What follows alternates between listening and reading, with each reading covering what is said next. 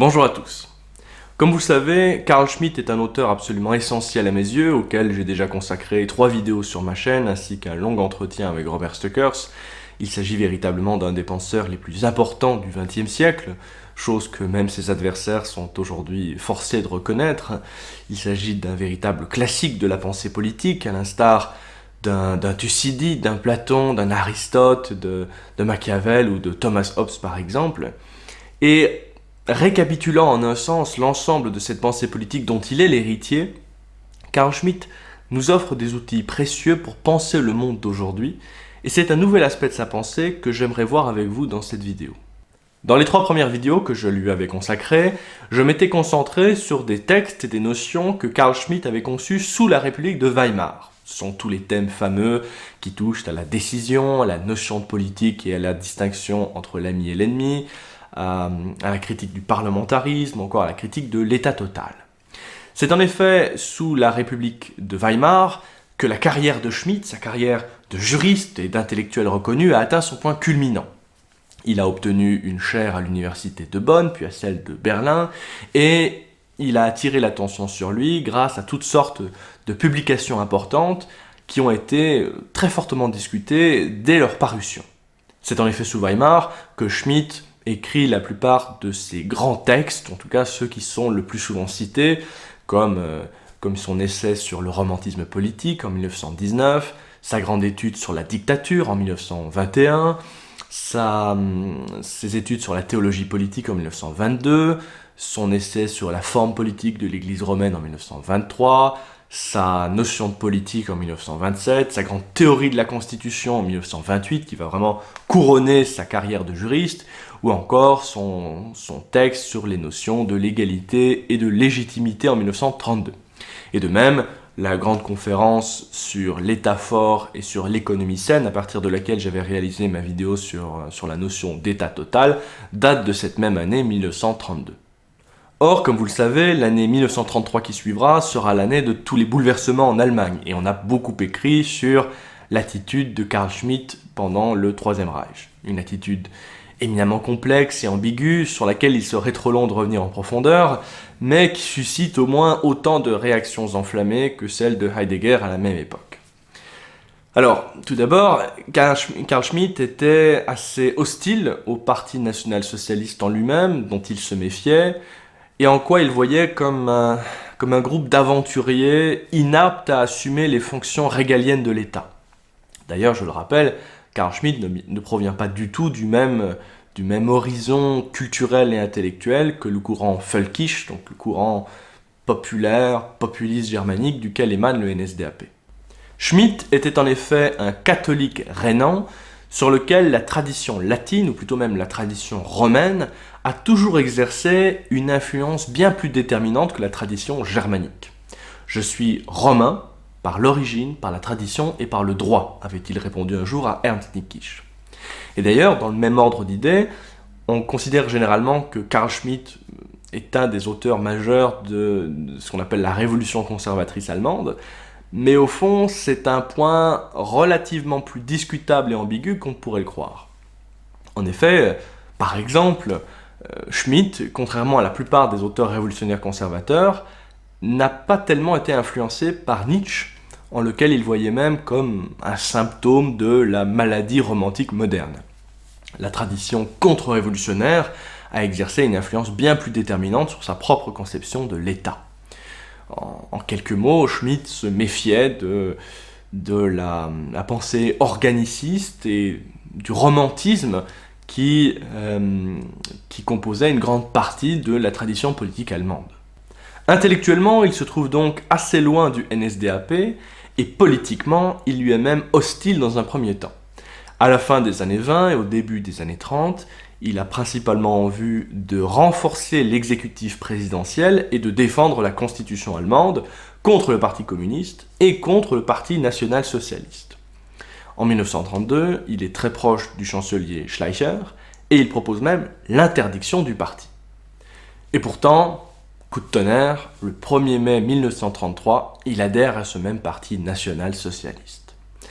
Fut-ce un choix motivé par la conviction ou par l'opportunisme ? C'est difficile à dire. Personnellement, je pense qu'il doit y avoir un peu des deux. Comme je vous l'ai dit, Schmitt était à l'époque au sommet de sa gloire. Il avait déjà fait une magnifique carrière et il commençait à être écouté par les élites dirigeantes du pays. Mais cela ne lui suffisait pas peut-être. Ses opposants ont d'ailleurs souvent répété que Schmitt cherchait à devenir le kronjurist, le juriste de la couronne en quelque sorte. C'est bien possible, mais il n'y a pas que cela, je pense. L'hypothèse la plus crédible à mon sens est qu'il s'est imaginé, à tort, pouvoir définir les orientations juridiques du nouveau régime. Comme beaucoup d'autres auteurs de cette même époque, Schmitt a très certainement sous-estimé les orientations idéologiques et politiques du Parti national-socialiste. Et c'est d'ailleurs très révélateur qu'en juillet 1932, il ait pu qualifier ce parti, je le cite, de mouvement encore immature sur le plan politique et idéologique. Ainsi, il a dû penser que le national-socialisme pourrait encore s'infléchir dans l'une ou l'autre direction. Cette erreur lui a été fatale et elle explique tant ses déboires sous le Troisième Reich qu'après la guerre. Car en effet, de nombreuses personnes se méfient de lui parmi les nationaux-socialistes et il a beau donner des gages d'adhésion au nouveau régime, il finira inévitablement par trébucher.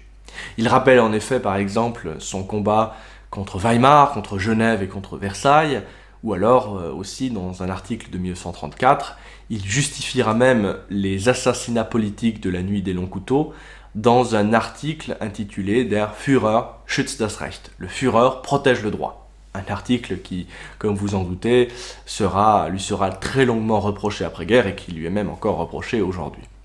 L'idée de Schmitt dans cet article, une idée au fond assez largement partagée par la majorité de l'opinion allemande de l'époque, c'était que, avec cette purge, Hitler avait ainsi éliminé la frange la plus extrémiste de son parti, donc la SA, permettant ainsi à nouveau à l'État de réaffirmer son autorité et donc d'en finir avec le chaos.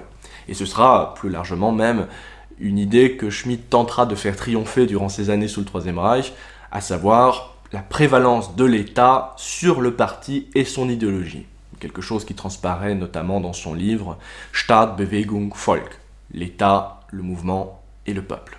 Le premier grand coup contre lui viendra alors du journal de la SS, Das Schwarze Korps, qui lui reproche son opportunisme et qui s'attache à démontrer qu'il n'est pas authentiquement national-socialiste.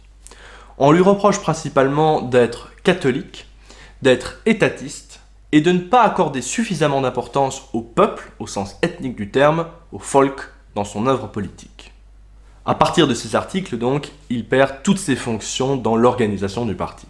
Il reste certes au Conseil d'État prussien, mais ce titre sera purement nominal, étant donné que ce conseil ne se réunira plus jamais. Et pour cause, les nationaux-socialistes abolissent l'État de Prusse. Carl Schmitt conserve néanmoins son poste à l'université de Berlin, mais il perd en tout cas toute fonction officielle dans le parti. Il s'agit d'une disgrâce importante, mais qui sera néanmoins l'occasion pour Carl Schmitt de se consacrer à un nouveau domaine d'études, à savoir le droit international. Bon, bien sûr, je schématise à outrance, car Schmitt s'était déjà intéressé au droit international, notamment dans sa critique du traité de Versailles, mais disons que la situation de plus en plus tendue en Allemagne le pousse à s'intéresser davantage à la politique internationale qu'à la politique intérieure allemande. Il écrit encore certes un ouvrage sur le Léviathan de Hobbes, un ouvrage qui sera reçu assez froidement par la presse officielle. La seule recension viendra de son adversaire, le juriste national-socialiste Otto Kölreuter, qui dira simplement que la conception hobbesienne de l'État, je le cite, n'a plus rien à nous dire aujourd'hui.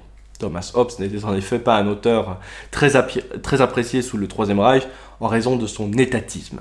C'était un point en effet assez peu connu de nos jours, mais les nationaux-socialistes étaient très peu étatistes et même ce qualificatif était généralement utilisé comme une insulte. Mais c'est un autre sujet.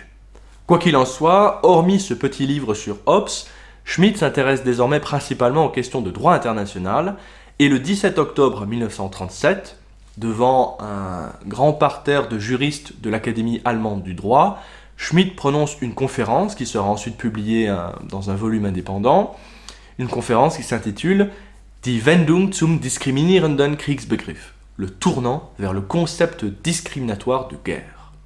Ce texte fait état de la fin de ce que Carl Schmitt nomme le Jus Publicum Europaeum, donc de cette conception classique du droit international qui a eu cours en Europe depuis les XVIe et XVIIe siècles et qui avait fondé un ordre interétatique européen qu'on appelle aussi parfois l'ordre westphalien. Cet ordre, que Carl Schmitt admire personnellement en tant que juriste, est arrivé à son terme selon lui. Se pose alors maintenant la question de savoir ce qu'a engendré la fin de cet ordre et ce par quoi il faut le remplacer. Ainsi donc, les thèmes dominants dans la seconde partie de l'œuvre schmittienne seront moins liés au concept de décision par exemple que des thèmes liés aux notions d'espace ou de terre. Et le chef-d'œuvre en la matière, le chef-d'œuvre de Carl Schmitt, sera bien entendu le Nomos de la Terre, écrit en 1950, et en lequel Schmitt verra son œuvre majeure. Je compte aborder cette œuvre avec vous un jour, mais avant, j'aimerais me concentrer sur deux textes, sur deux petits textes préparatoires en quelque sorte, à savoir cette conférence donc de 1937, le tournant vers le concept discriminatoire de guerre, et une seconde conférence qui y fait suite, une conférence de 1939, intitulée « Le droit des peuples réglé selon le grand espace et proscrivant l'intervention de puissances étrangères ». Deux conférences incroyablement clairvoyantes, essentielles même, non seulement pour comprendre le monde dans lequel nous sommes toujours plongés, mais aussi pour nous permettre de penser une voie échappatoire. Voyons donc de quoi il retourne. La conférence que prononce Carl Schmitt en 1937 part de l'affaissement évident de l'ancien ordre juridique européen, le Jus Publicum Europaeum. Mais que faut-il entendre par là ? Les différentes conceptions classiques de la théorie politique, à l'aide desquelles nous sommes habitués à penser le champ politique, nous viennent de cet ordre westphalien et furent élaborées par des juristes ou des philosophes comme Thomas Hobbes, Alberico Gentili, Grotius, Pufendorf ou même Rousseau par exemple. Leur concept d'État, de souveraineté, de l'inviolabilité des frontières ou de la non-intervention dans les affaires domestiques d'un État nous semble naturel et nous continuons à les employer même si notre réalité politique est désormais différente de ce que leur concept servait à décrire alors. De la même façon que les scolastiques médiévaux se servaient de concepts et de définitions forgés par Aristote pour décrire une réalité que ce dernier n'aurait pas pu imaginer, à savoir l'opposition entre pouvoir temporel et spirituel. Le droit public européen, pour résumer la chose en quelques mots, est l'ordre juridique conçu pour refonder l'ordre après le chaos social et politique engendré par les guerres de religion. Quand l'unité religieuse de l'Europe fut brisée au XVIe siècle, par les guerres de religion entre catholiques et protestants, des juristes, qu'on appelait les politiques en France, des juristes comme Jean Bodin par exemple, ont pris fait et cause pour l'État comme unité supérieure et neutre au-delà des partis religieux. Et c'est cette tendance qui l'a emporté dans la redéfinition de l'Europe après les guerres de religion vers les XVIe et XVIIe siècles et ce qu'on appelle par exemple le traité de Westphalie.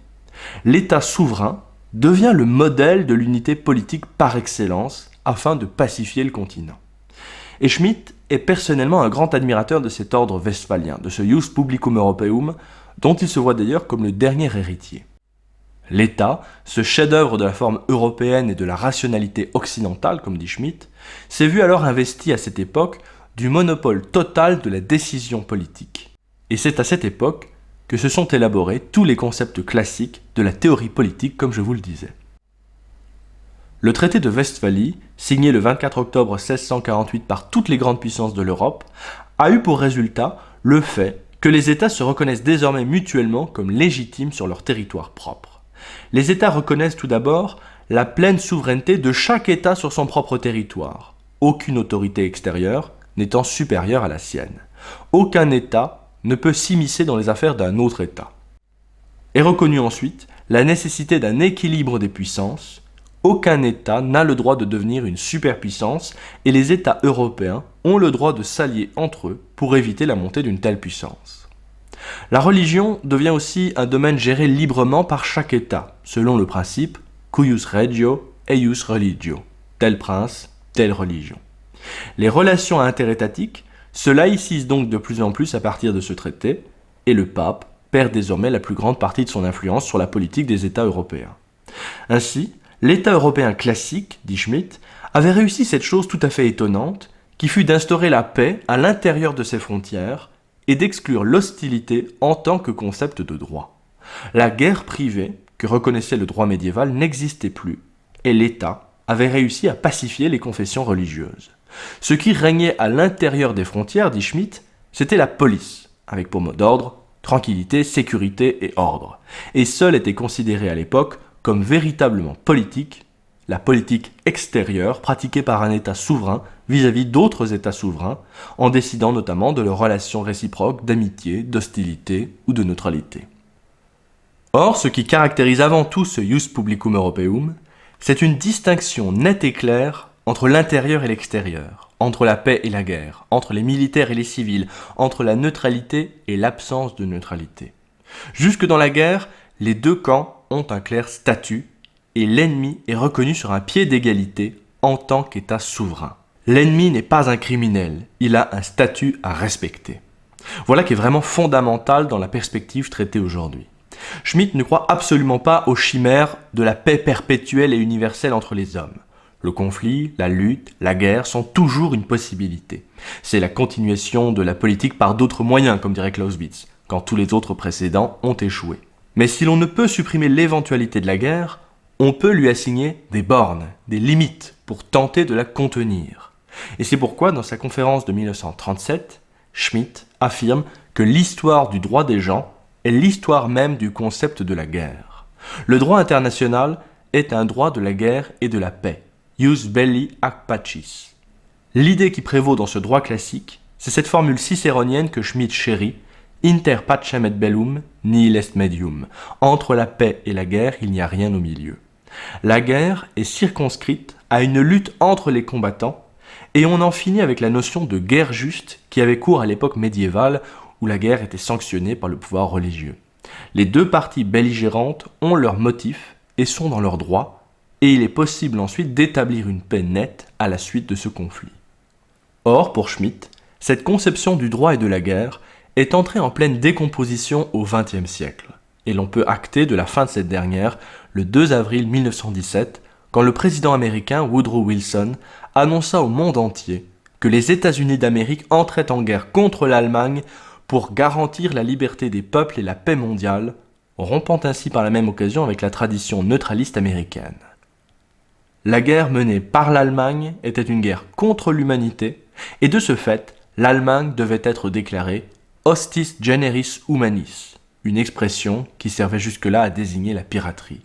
La neutralité face à l'Allemagne n'était dès lors plus légitime moralement. C'est cela que Schmitt analyse comme un tournant, Wendung, un tournant qui annonce un triple phénomène. Tout d'abord, l'émergence claire des États-Unis comme nouvelle puissance impérialiste, et par conséquent, la fin de la centralité politique et juridique de l'Europe. Car oui, le Ius Publicum Europaeum, comme son nom l'indique, était clairement eurocentrique.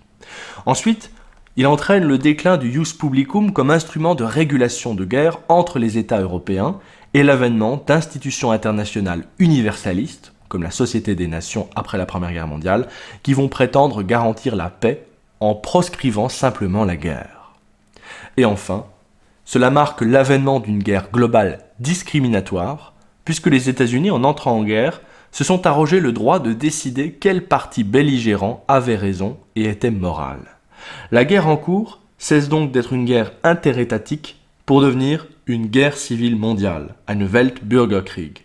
La guerre n'est plus seulement juste, elle est même humanitaire parce qu'elle est conçue comme une opération de police internationale contre les ennemis de l'humanité. Ainsi que le prononce Schmitt, les déclarations du président Wilson, entraînant le 2 avril 1917 son pays dans la guerre contre l'Allemagne, ont fait entrer le problème du concept discriminatoire de la guerre dans l'histoire du droit international moderne.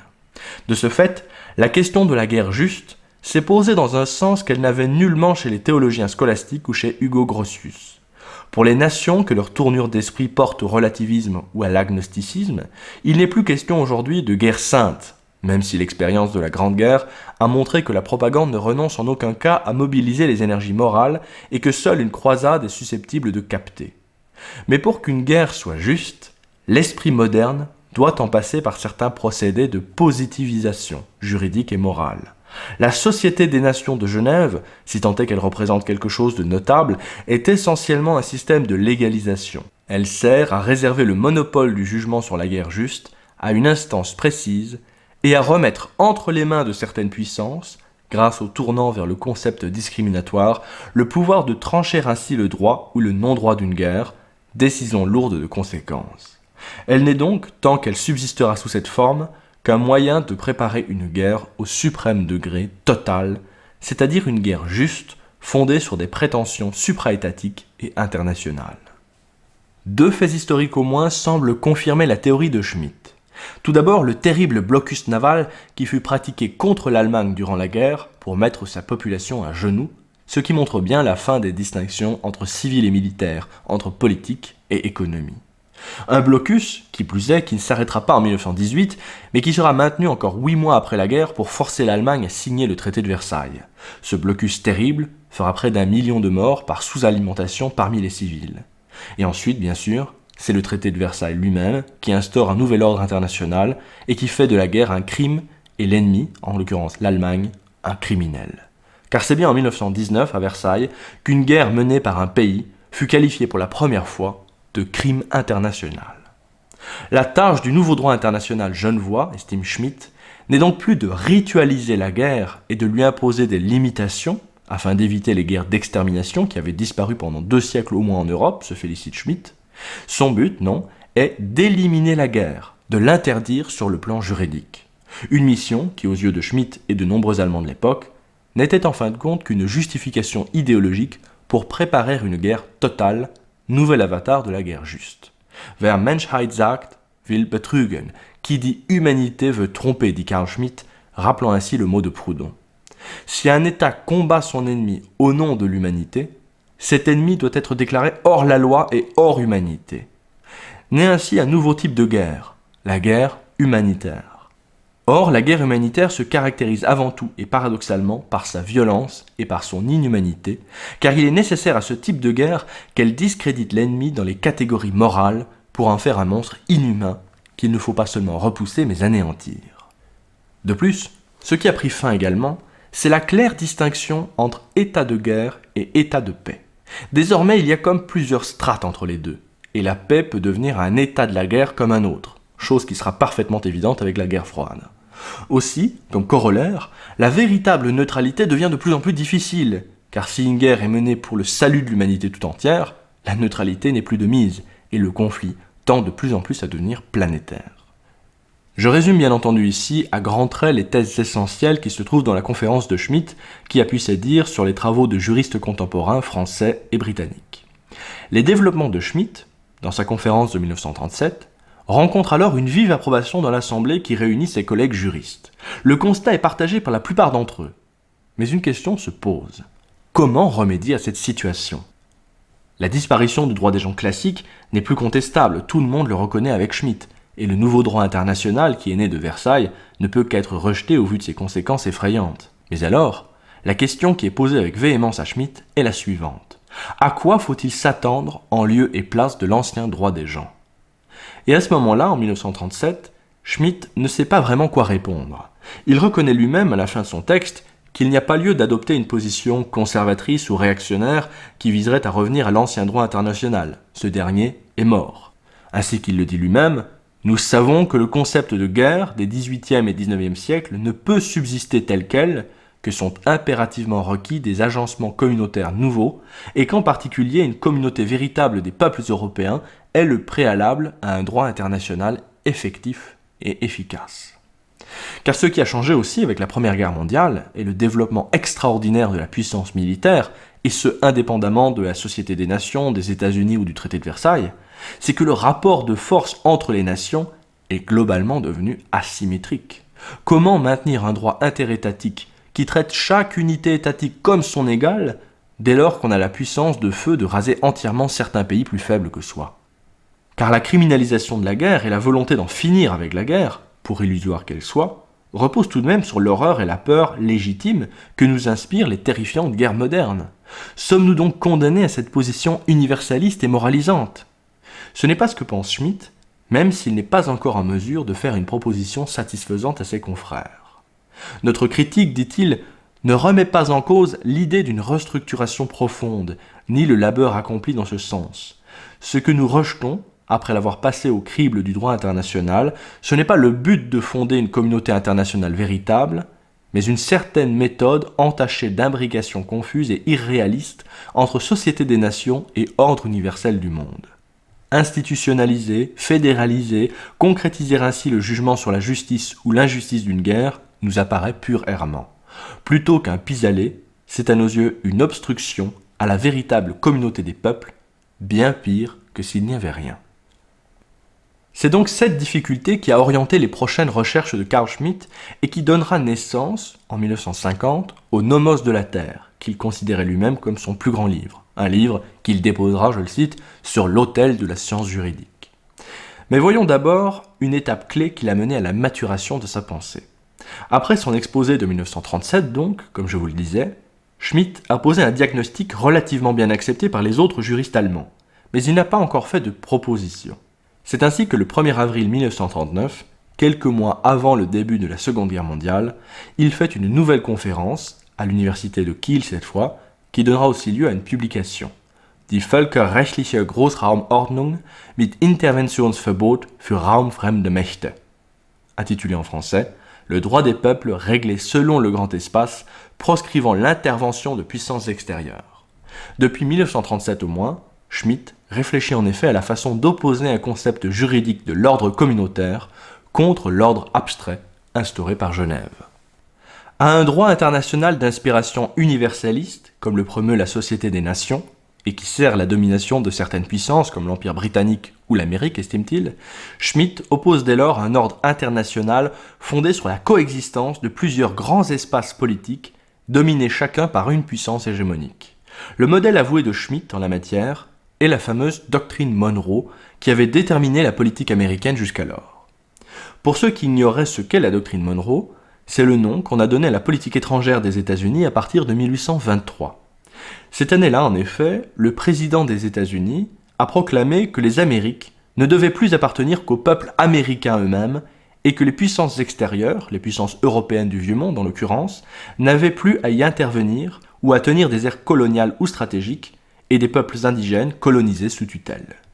Cette proclamation est une revendication dirigée à la fois contre l'Espagne traditionnelle, qui voyait encore dans l'Amérique du Sud son précaré, mais aussi contre la Russie, qui tenait encore l'Alaska à l'époque et qui sera bientôt achetée précisément pour sécuriser le continent, contre la Grande-Bretagne évidemment, la dernière guerre anglo-américaine ayant eu lieu 9 ans seulement avant la proclamation de la doctrine Monroe, et aussi, dans une moindre mesure, contre la France, qui tenait encore quelques petites îles dans les Caraïbes. L'idée est maintenant que toute intervention européenne est désormais interdite dans les Amériques, qui ne sont plus terres colonisables, mais qui sont désormais placées sous la tutelle hégémonique de la grande puissance américaine montante, et en contrepartie bien sûr, les Américains s'engagent à ne pas intervenir dans les affaires européennes. Cette contrepartie sautera en 1917 bien sûr, avec l'intervention de Wilson contre l'Allemagne. Or, tel est précisément ce que réclame Carl Schmitt en 1939, à savoir une doctrine Monroe pour l'Europe.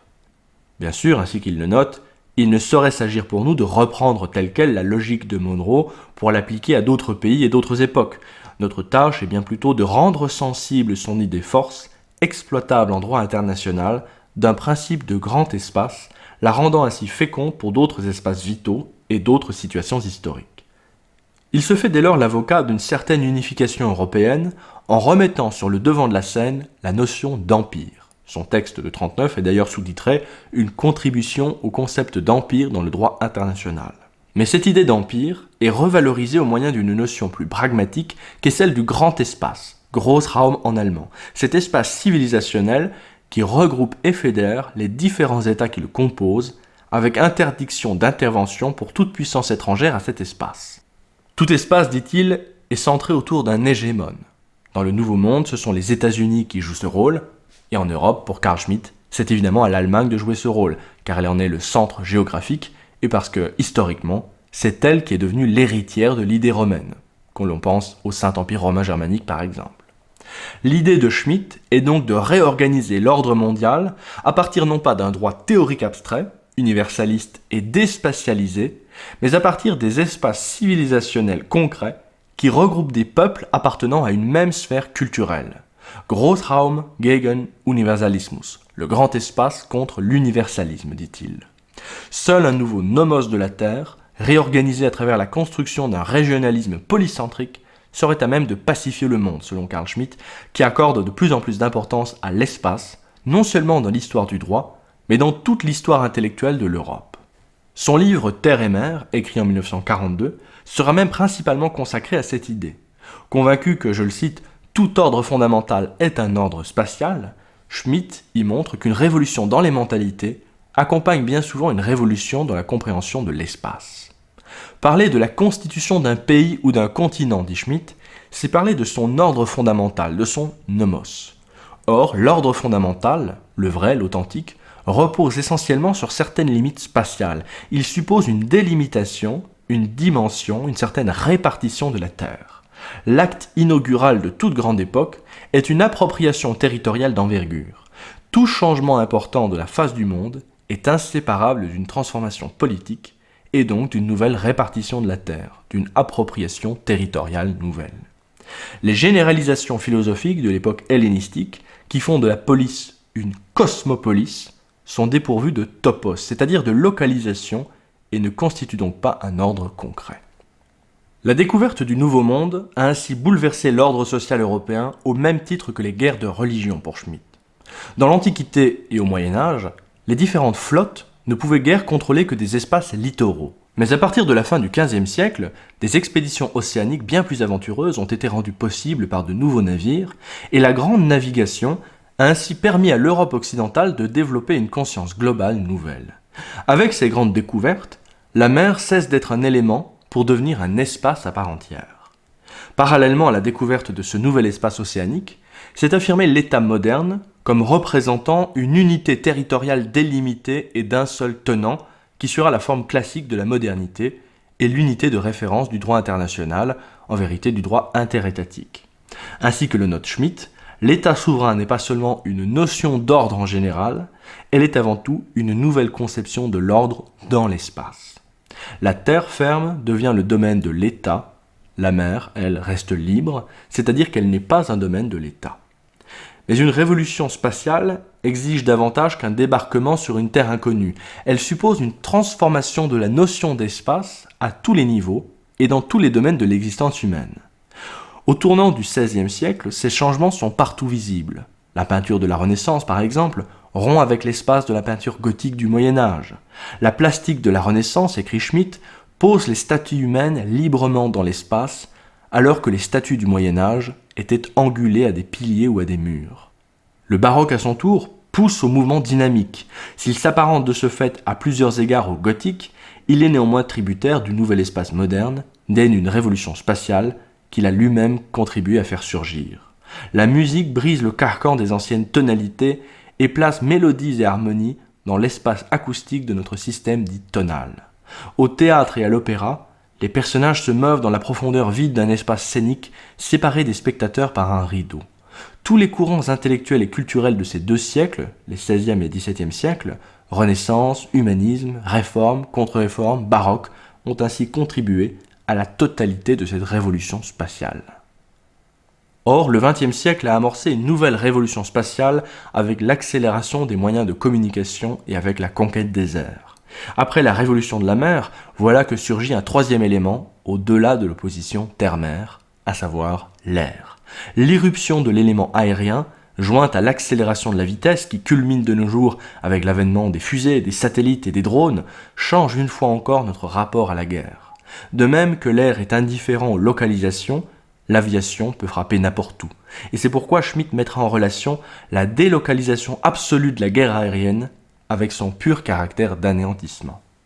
Dès lors, l'ancienne idée d'État-nation, à laquelle Schmitt est attaché, lui semble néanmoins de plus en plus condamnée par la pratique.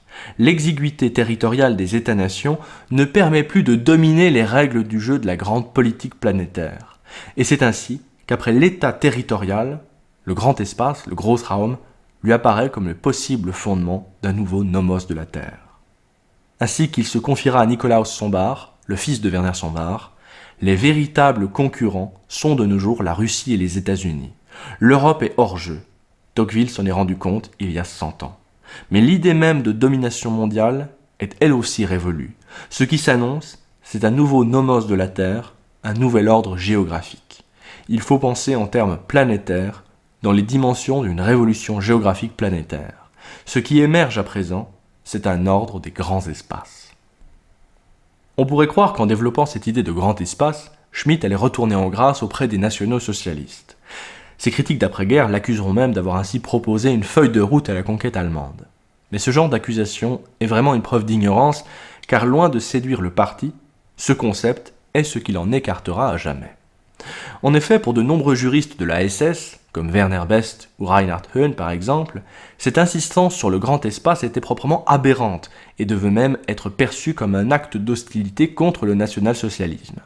Le texte de Schmitt fut immédiatement dénoncé dans la revue d'Alfred Rosenberg par exemple, et entre 1941 et 1943, l'idée schmittienne des grands espaces fera l'objet d'une série d'attaques de la part de deux grands juristes de la SS, donc Reinhard Höhn et Werner Best.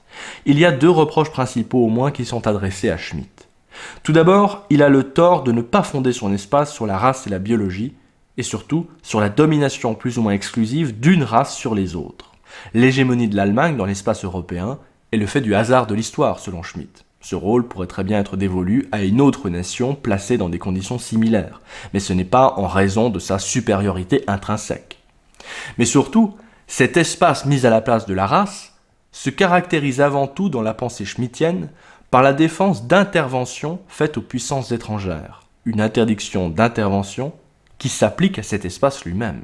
Si l'Europe se constituait comme un grand espace autonome, comme le préconise Schmitt, elle devrait rigoureusement interdire toute intervention d'une puissance étrangère sur son territoire, mais elle devrait également s'interdire d'intervenir à l'étranger.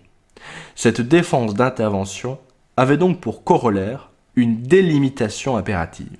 Or, ce que les nationaux-socialistes défendent, ce n'est pas le Großraum, mais le Lebensraum, l'espace vital. Un espace vital qui peut et qui doit s'étendre au nom des intérêts supérieurs de la race si la démographie l'exige par exemple. Or, comment justifier l'expansion de cet espace vital avec les concepts de Carl Schmitt? Loin donc de constituer le point culminant de la politique étrangère du Reich, comme cela a pu être dit, le Großraum est bien plutôt le concept qui signera la fin de toute influence de Carl Schmitt sur les intellectuels du parti. Après la guerre, Carl Schmitt sera arrêté d'abord par les soviétiques, puis par les américains, et sera interrogé sur sa responsabilité dans les actes du régime. Il ne sera pas inculpé, mais il sera destitué de toutes ses fonctions sans indemnité. Ne pouvant plus enseigner à Berlin ni ailleurs, il retournera dans sa ville natale de Plettenberg, en Rhénanie, dans une sorte de semi-exil intérieur. Il baptisera d'ailleurs sa demeure du nom de San Casciano, en référence au lieu de retraite de Machiavel après que ce dernier a été exilé de Florence par les Médicis. Dans sa retraite, il continue à écrire toutes sortes de textes importants, comme le Nomos de la Terre, la théorie du partisan, ou encore Théologie politique 2, mais qui ne connaîtront pas le succès de l'époque de Weimar. Il mourra en 1985. D'abord suspecté, son œuvre sera néanmoins de plus en plus lue, à gauche comme à droite, ce qui est assez remarquable pour être souligné. À travers différents milieux et sensibilités politiques, il semble de plus en plus important de connaître Schmitt si l'on veut mener une critique politique efficace de nos jours, à la fois pour se libérer des chimères iréniques et humanitaristes contemporaines, en renouant avec un sain réalisme, mais aussi dans la perspective de construire un avenir libre et indépendant pour l'Europe. Comme le disait Schmitt, en conclusion de sa préface au Nomos de la Terre, c'est aux constructeurs de paix que le royaume de la Terre est promis, c'est à eux seuls que se dévoilera l'idée même d'un nouveau Nomos de la Terre. Voilà, cette vidéo est terminée et j'espère qu'elle vous aura plu et surtout j'espère qu'elle vous aura éclairé sur certains aspects supplémentaires de la pensée de Carl Schmitt. Il y avait de nombreux éléments à aborder et j'espère avoir été suffisamment clair dans mon exposé. N'hésitez pas à me dire en commentaire si c'est le cas, s'il y a certaines questions que cet exposé a suscité chez vous et auxquelles je pourrais répondre. Quoi qu'il en soit, il s'agit d'un thème, donc le thème du grand espace, un thème sur lequel je reviendrai inévitablement quand j'aborderai le Nomos de la Terre, donc le grand livre de Carl Schmitt écrit en 1950. Une vidéo qui me demandera très certainement beaucoup de travail, qui sera forcément fort longue étant donné la grande richesse de ce texte. Et pour conclure cette vidéo, j'aimerais terminer sur quelques petits conseils de lecture, au cas où vous aimeriez approfondir cette pensée de Carl Schmitt de votre côté. J'espère pour cela vous avoir donné quelques clés pour aborder les textes essentiels de Schmitt que je vais vous présenter maintenant. Alors tout d'abord, les deux conférences dont je vous ai parlé, donc cette conférence de 1937 sur la guerre discriminatoire et celle de 1939 sur le droit des peuples réglé par le grand espace, ces deux conférences ont été traduites et publiées en français par les éditions Crisis, il y a maintenant quelques années de cela. Je ne sais pas si le livre est encore facilement trouvable, mais si jamais vous tombez dessus, je vous invite vraiment à vous le procurer. Ce sont des textes... Ce ne sont pas des textes faciles, car Schmitt discute des points juridiques précis, s'appuie sur certains textes juridiques. Néanmoins, il y a une très bonne introduction faite par Danilo Zolo et surtout des notes et des commentaires réalisés par Günther Maschke qui aident vraiment à la compréhension de l'ouvrage. Günther Maschke était un très grand spécialiste, un très grand connaisseur de l'œuvre de Schmitt en Allemagne et cette édition est vraiment fort bien faite. Et à la fin de cette édition, on a inclus quelques articles assez courts de Werner Best, qui était un des grands juristes de l'ASS, articles qui ont été écrits contre Schmitt et contre sa notion de grand espace, ce qui permet donc d'éclairer les critiques, notre connaissance de ces critiques à l'encontre de Carl Schmitt. Ensuite, un très grand texte que j'aimerais vous conseiller et qui là est plus abordable pour des néophytes si je puis dire, c'est le très beau texte de Carl Schmitt, Terre et mer. Donc un livre qui a lui aussi été édité récemment dans la collection Crisis par la Nouvelle Librairie. Et c'est un texte assez surprenant qui dénote dans l'œuvre de Carl Schmitt. Les textes de Schmitt sont très bien écrits. Schmitt a évidemment un grand sens de la formulation, mais ces textes sont généralement assez denses, sont évidemment très souvent comportent une dimension juridique très importante. Terre et mer est plus historique et même plus littéraire en un sens. C'est un texte très profond qu'il ne faudrait pas réduire à une opposition binaire, essentialiste entre les forces de la terre et les forces de la mer. C'est plus nuancé que ça. Carl Schmitt offre un point de vue sur l'histoire mondiale, c'est le sous-titre du texte, à partir précisément de l'évolution des mentalités, de cette conception de l'espace qu'il y a eu en Europe. C'est un texte vraiment extrêmement profond, qu'on prend grand plaisir à lire et à relire. Et pour vous aider à la compréhension, eh bien, il y a une postface qui a été écrite par Julien Freund et une longue introduction réalisée par Alain de Benoît qui revient sur la pensée de Schmitt et qui vient éclairer de nombreux aspects de ce texte. Donc vraiment, peut-être même pour découvrir Carl Schmitt, c'est un des textes que je vous inviterai à lire en premier avec la notion de politique. Et enfin, si vous êtes courageux et que vous voulez gravir les échelons, eh bien évidemment, il y a le grand livre de Carl Schmitt, donc Le Nomos de la Terre, qui est facilement trouvable aujourd'hui, qui est édité aux Presses universitaires de France. Alors c'est un livre vraiment éminemment complexe et touffu, mais passionnant. Toutefois, je vous invite quand même vraiment à, si vous n'avez pas de grande connaissance de l'œuvre schmittienne, je vous invite à lire tout d'abord les deux autres textes que je vous ai présentés, donc ces deux grandes conférences et ce livre sur la terre et la mer, ainsi que la notion de politique dont je vous avais parlé dans ma première vidéo sur Schmitt, pour avoir vraiment à l'esprit les concepts essentiels de la pensée schmittienne pour aborder cet ouvrage. Voilà, c'est tout pour aujourd'hui. J'espère que cette vidéo vous a plu, donc je vous remercie pour votre écoute et je vous dis à très bientôt, j'espère.